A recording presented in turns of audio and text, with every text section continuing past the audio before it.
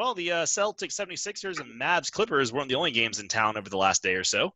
The Denver Nuggets won another overtime thriller over the Jazz, 135-125, despite a 57-point eruption from Donovan Mitchell. The Raptors dumpstered a scrappy Nets team by 24, and the Magic also caught the Bucks sleeping, taking Game 1 122-110. So, Jay, let's go ahead and start with you, man. Of all these games, which result stood out to you the most? Well, Donovan Mitchell, 57 points. That was nice. Wasn't enough, as I suspected it wouldn't be. Denver's going to win that series. Jokic is going to do whatever he wants to Gobert, as he did again. Jamal Murray, that was a great game. It's good to see him having a nice performance. He was my breakout player to start the year. Little late for the breakout, but we'll take better late than never, as we like to say.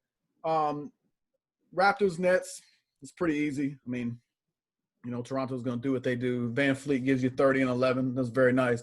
I will tell you this. I'm paying very close attention to Kyle Lowry and his shooting numbers. I'm paying attention to him.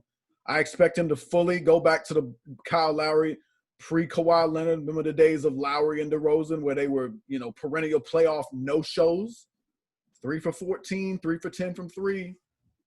I also got to say this. If the NBA kept the statistic for falling down, Lowry would lap the field in falling down. No matter whatever play it is, if Lowry is in the air and he feels anything, he is falling down to get a foul. And I just right. It gets on my last nerve. It's so irritating. But anyway, that's enough about them games. Let's get to the real thing here. Hold on, before you get to the real thing. So let me get this right. We call Kyle Lowry a bar of soap, and you talking about him falling down a lot? Have you tried to hold a wet bar of soap? It get a little rough. That's why they had the term in jail. Don't drop the soap. I was thinking about a joke just now like that. I refrained, but yeah. You said it better though, so I like that. Good stuff. Anyway, well, in that case, I guess he really is the bar of soap. That'd be good. You know what? Yeah, we could probably all make all-star teams. We just went out there and fell down over and over. That'd be really cool. Anyway, speaking of falling down flat on their face, how about those Milwaukee Bucks? Yeah, they're pretty good. Not. Listen, I will say Orlando pulled this thing last year against those same Toronto Raptors, if you remember. They won game 1 of that series last season in the first round. And people were, they were up in arms about, could the Raptors be in trouble? Well, no, they weren't, because they won the next 4 games. We knew the magic of fraudulent. The magic of like 33 and 40. They didn't all of a sudden get good. I'm not buying this. But I will tell you this about the Bucks. Listen, all of these people are professionals. So when Milwaukee comes in here and they think they're still playing seeding games, and they don't come in with the right level of focus, intensity, and attention to detail, these type of things can happen. And you can have one of these games where you just get blitzed by an inferior team who doesn't even have Aaron Gordon, who don't have Jonathan Isaac, and Evan Fournier didn't decide to hit a shot until the fourth quarter, and you still get just blitzed. It's something we got to pay attention to. I fully consider this an absolute anomaly. And I absolutely expect Milwaukee to come out focused in game 2, and I expect this series to be over in 5 games. I absolutely believe that. But I will tell you, it'll be a 4-alarm fire if they lose game 2, and I will be in full panic mode. I won't jump ship, but I'll be in a panic mode more than I am right now, because you cannot be that awful at everything. Let me tell you, that's about as good as Orlando can play. Nikola Vucevic, 35 points, hitting all the threes in the world. How many did he have? 5 for 8 from 3, 15 of 24. I don't know what Brook Lopez was doing. I think Brook Lopez has had a really good season. Defensively, he's been excellent. We know how his game has developed as the game has changed. So he has changed with the game, hitting a lot of threes for you this year. But, yeah, he comes out with 5 points, 2 for 9, and obviously wasn't playing all that great a defense if Vucevic is putting up 35. So it was a disgraceful performance by him. I think many a time he can be your 3rd best player if you're Milwaukee. And then speaking of your other complementary pieces, we'll get to Giannis in a minute. Middleton, I know out of all the duos that we talk about in the NBA, I mean, you're the bottom tier duo, dude. We know this, even though they let you in the All-Star game, 50-49, you was close. But you got to show up. It's playoff time. We can't have these 4 of 12 dud performances. I mean, you know what? I'd love to criticize Eric Bledsoe right now, but I can't, because he gave you 15 points on 5 for 11. That's actually exceeding what I expect from him. The only problem I have with Eric Bledsoe, you know the worst thing that happened to Bledsoe in this game? He came out there and hit a 3 to start the game. And then I think he thought since he hit that 3, like, oh, I can make 3s. So he shot 4 more and didn't hit any of them. So, you know, I got that little problem. But at least he put up 15. I mean, some of these dudes didn't give you anything. One-shot heat check. I love it. DiVincenzo was like 1 for 6. Connaughton didn't do anything. George Hill had a relatively decent game. But there's so many dudes. Milwaukee has so much depth, so much quality depth. And then you look at the totality of what they've done, and you're just unimpressed. They were off. As much as I say Orlando, I don't think Orlando can play any better than they played today. Milwaukee, I don't think they could play any worse. They were not good in any facet of this game. Defensively, I've talked about this. You got to pick something that you're going to take away on defense. Milwaukee traditionally, especially throughout this season, they have chosen to protect the paint. And they say, well, we're gonna concede. There's going to be open perimeter shots. But we're going to protect the paint. Well, they're not protecting the paint, and they're still giving up 3. So they're not guarding anything right now. They're giving just straight line drives to the basket. Guys are getting free on these little simple cut plays and just getting behind Brook Lopez and just laying the ball up.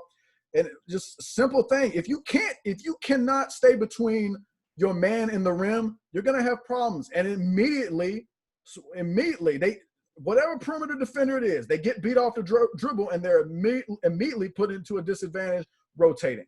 And that's just happened time and time again today. And then offensively in the half court, that's not Mike Budenholzer offense. I don't know what they're running right now, but this whole thing where we just either give the ball to Giannis or we give the ball to Middleton and say, all right, well, y'all just do something. I mean, when did they become the Houston Rockets? I don't understand it. Mike Budenholzer offenses, you can go back to his days with Atlanta, go back to the Spurs when he was an assistant with the Spurs. Ball movement, ball movement, ball movement. I don't see it. I just see one dude out there with the ball playing one-on-one, or in Giannis's case, 1-on-5, and then whatever you get, it's not good. And then they also don't seem to be protecting the basketball, so they're getting beat in transition over and over before they can even set up a defense, which they're not playing right now. So there's a whole lot of things that are not good right now with the Milwaukee Bucks, and they got to get it together real quick. You can't have another performance like this. You have to come out focused in game 2.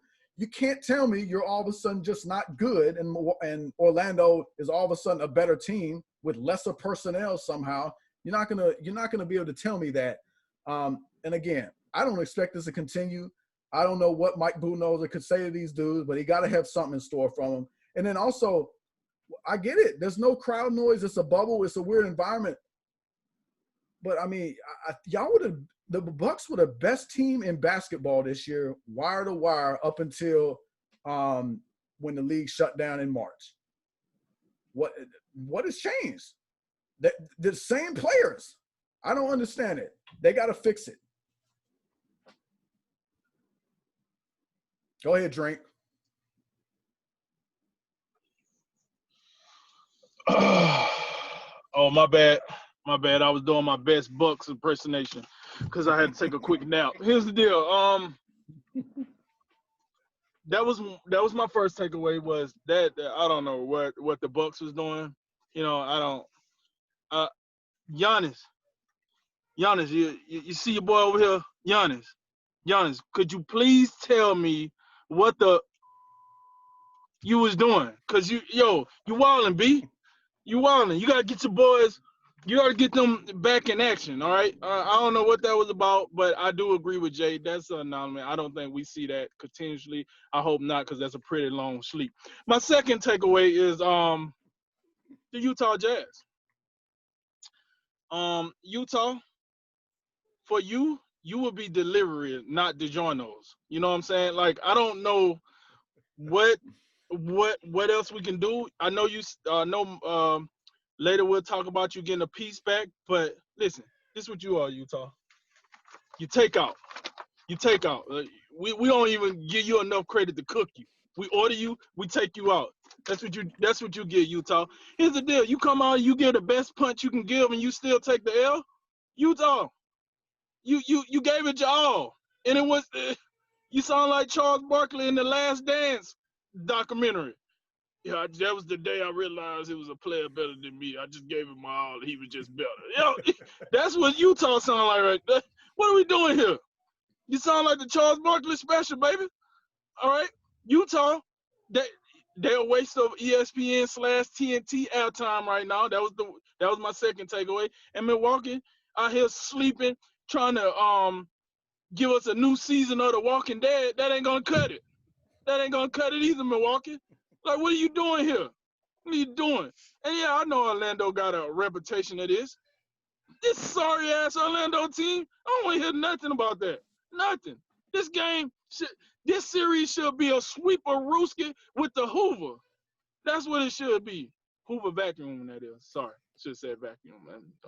But either way, this is ridiculous. So, not to keep it too long, but Jay hit him. He hit him pretty nice. I just wanted to make sure I took an old number 2 on Utah and Milwaukee for their performances up to this point thus far.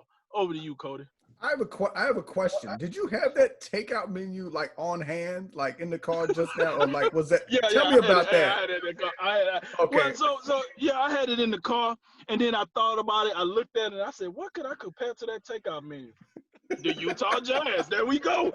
All right. And in his car, and he's got props. That's incredible.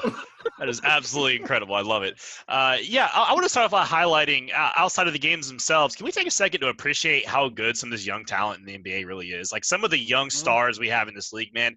Donovan Mitchell dropped 57 points last night. The youngest player to do that since Michael Jordan in 1986. Doncic 42 in his first playoff game ever, an NBA record for anyone's first playoff game, period. And only Tracy McGrady, LeBron James, and Magic Johnson have scored 40-plus in a playoff game at age 21. So when you add in the outstanding performances by Jamal Murray and Jason Tatum, it's the first time that 4 players under 25 have scored at least 30 in one day in the playoffs. So outside of the games themselves and the matchups, this league, man, this is some really good hands going forward. You got to like it if you're a fan of what's to come.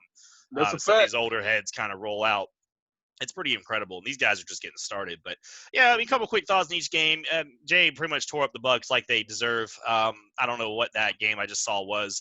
But, yeah, again, it highlights the one issue that Milwaukee really has is Chris Middleton is a shaky second option. And if he starts having problems, you're going to have to get one of those third or fourth guys like Brook Lopez really step up. Sometimes they do, but they don't always do so. And, man, 4 for 12, that's not going to – 14, that's not going to cut it. I mean, that's just you are not paid like that, nor should you perform like that. And, I mean, Giannis, he did his thing, but no one else really decided they wanted to play. And, I mean, Orlando is not a horrible team. They are a playoff team. Vucevic is a star. The Markelle Fultz reclamation is looking better every day at least. Terrence Ross is a sixth man that most teams would like to have around. But they're still the 8th seed. They're still 33 and 40. This shouldn't be an issue. So, I mean, again, we'll see because last year, Milwaukee slept through the start of the series. Orlando won their first game, but without Aaron Gordon or Jonathan Isaac, that is embarrassing. Let's hope. You absolutely right. And would you like to take a guess at who started in their places? Could I interest you in James Ennis and Gary Clark? Who the hell are they? Come on, man. I've heard of Gary Clark. Don't be letting Milwaukee off the hook. Inexcusable. Come on, man. I'm not letting him off the hook. Let me Google this. Let me Google this. I don't know. Moving on. I would say, Nuggets, Jazz. This is why I thought this series is going to be a sweep, man. I mean, Jazz just gave them the best 2 punches they had in their last 2 games. 3 overtime periods. Denver won both games. Utah in the first game, they had 35 from Mitchell, and they had 19 plus from Clarkson, Gobert, Conley. And they shot 40% as a team from 3. They made 22 threes. And in this game, you get almost 60 from Mitchell. You get still good nights from Clarkson, Gobert, and Ingles, and it's still not enough. The Jazz, they have 3 or 4 options. The Nuggets just have more, and they have more answers. The Nuggets probably aren't going to shoot 53% from 3 like they did in the game 1. But, I guess if that doesn't happen and Mitchell gives you 60 more, maybe you might win a game. But, other than – the only thing I have concern for with the Nuggets is there any defensive strategy change against Mitchell? Torrey Craig got destroyed, so do you put Jeremy Grant maybe on him more? Do you start playing more team defense and just double teaming him, trapping him, etc.? But other than that, man, I don't. If Mitchell plays like that every game, they're gonna win 1. But other than that, I got that series in a sweep still. Yeah, and the Raptors. Only thing I'll say about that game, I had little expectation for the Nets after that great game against Portland, but I see that was completely misplaced. Raptors, other than Van Vliet, didn't even play all that well, and they just blew them out. So, the only reason this game was even 24 points was the Raptors took a quarter off. It probably would have been 30 or 40. So, yeah, that's a sweep. I mean, we got a couple. I think with this playoff format, you might see a couple sweeps more than we're used to seeing. It could be some of these series. They could get kind of ugly. We'll see.